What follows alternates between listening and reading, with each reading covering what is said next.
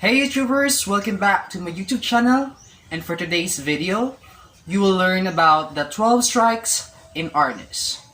So let's start.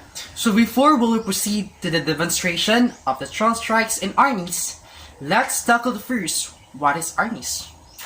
Arnis is a form of martial arts that was developed by the indigenous people of the Philippines. It mainly focuses for self-defense through the use of hand-to-hand combat, grappling, blocking, disarming weapons, and striking with the use of sticks. So now, these are the 12 strikes in arnis. So the first strike is the left temple strike. From the forward stance, hold the stick, then twist your wrist to an angle of 1 o'clock as you pull your hand towards your shoulders to prepare for a strike. Swing your arm in the 1 o'clock direction in a slashing action while placing the other hand on the chest. Then, the action should be a diagonal downward swing to the left temple of the enemy. So this is how we do the left temple strike. So forward stance, the free hand should be positioned in a hands forward position. Then hold the stick, twist your wrist in a 1 o'clock position, put it in the back of your right shoulder, then slashing action in a 1 o'clock direction.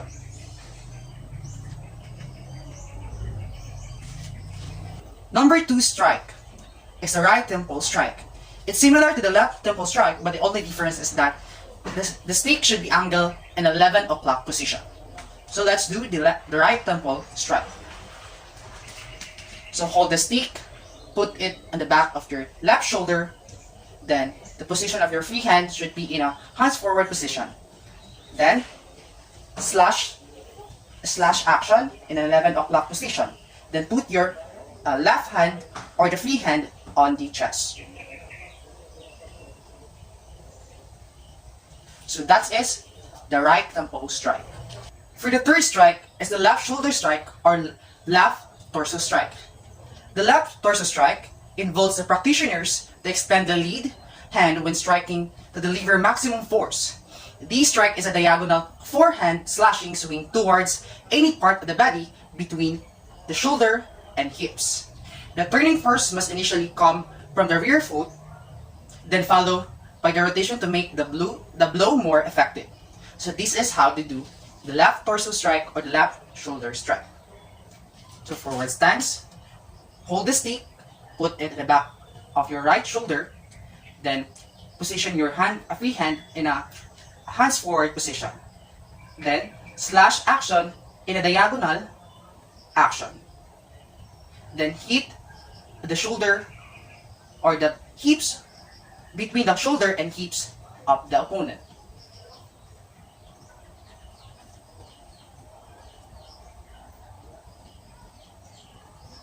That is left torso strike or the left shoulder strike. So the first strike is the right shoulder strike or the right torso strike. Same as third strike, but this time the practitioner will extend the weapon hand to strike any part of the body between the shoulder and the hips in a backhand slashing swing located on the right side. So position, hold the stick, place it in the back left shoulder, then the free hand should be in a hands forward position, then slash the right side between the shoulder and hips of the opponent, then place the free hand in your chest.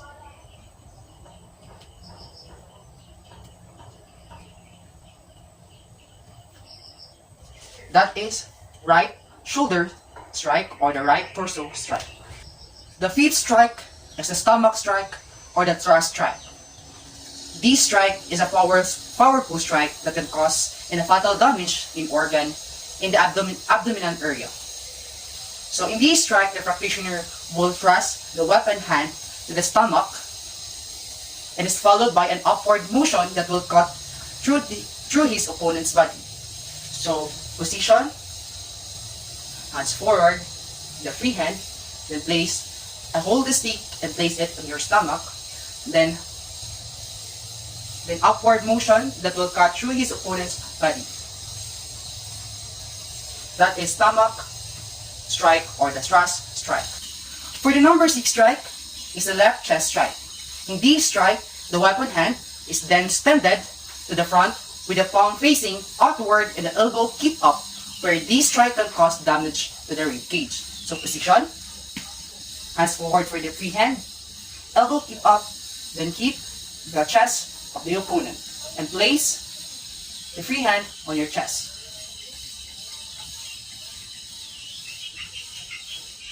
That is the left chest strike. For the number 7 is the right chest strike. In this stance, the practitioner will practice the scoping action. The weapon hand is then extended forward with the palm facing outward to deliver the strike properly. The elbow should be kept up, puncturing the opponent's right lung. So from the left chest strike position, then let's do the scooping action. Then hit the right chest of the opponent.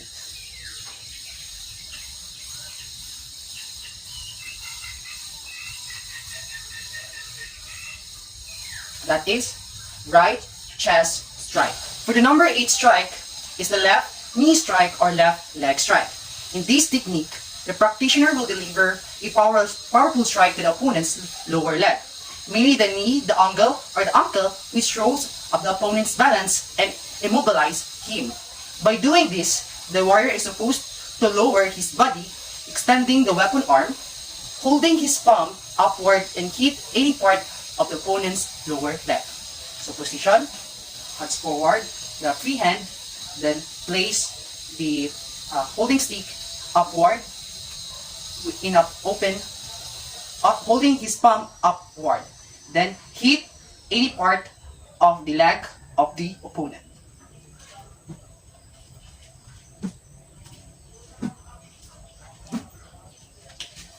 So for the number 9 strike is the right knee strike or right leg strike. Again, like the 8th strike, the main target here is the right lower leg, which immobilize the opponent. By doing this, the palm should face downward. So position, hands forward position, the free hand, then hit the right leg or knee of the opponent.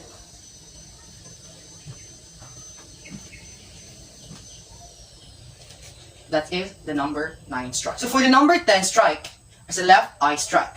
This technique is similar to the left chest stab, but with the strike aim at the left eye socket. The goal of this attack is to take away the opponent's vision and thus ending the fight faster. So let's do the position and the left chest strike. Then hit the eye socket of the opponent.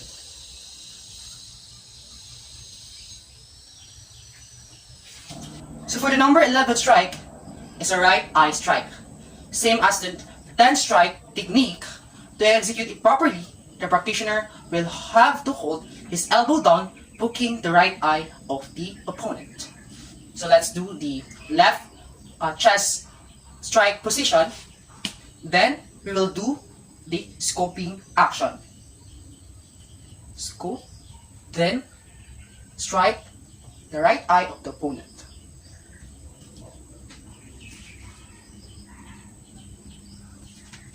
Alright, for the last strike of arnis, or the number 12 strike in arnis, which is the strike of the crown or strike of the top head. The last strike will be a straight downward overhead swing directed towards the crown of the head, which could throw off the opponent's mobility and balance. So position, hold the stick in the 2 hand in the 12 o'clock position, then strike the crown or the top head of the opponent.